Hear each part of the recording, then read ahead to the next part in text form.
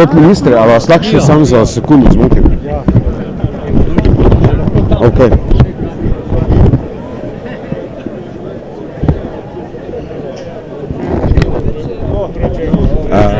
Hotel sem vas vprašati, imeli ste pokvarjen rojstni dan, zdaj dan državnosti, se mi zdi, da je bil boljši. Ja, na vsak način je dan državnosti gotovo več praznik, kot moj rojsten dan.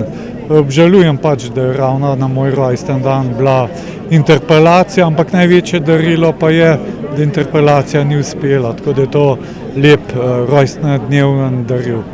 Zdaj, danes opozicije sicer ni bilo Janeza Janše v parlament niti na proslavi, ampak bil je pa na sprejemu, a ste se mogoče kaj pogovarjali? Ne, nisva se nič pogovarjala.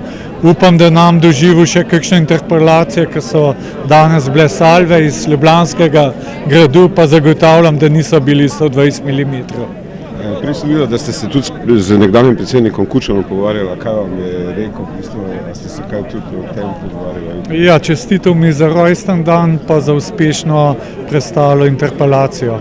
Kaj pa pravite, kako se bodo zdaj prihodnji tedni oziroma meseci razvijali v slovenski politiki po vaši oceni? Enkrat ste rekli, da bi lahko bile volitve jesen, to že oziroma letos jeseni, prvi datum, ampak mislite, da bo do njih prišlo realno ali kaj se bo po vašem dogajalo? No, jaz upam, da ne bo prišlo do predčasnih volitev, ker mislim, da bi to škodovalo Sloveniji, zlasti tudi slovenskemu gospodarstvu.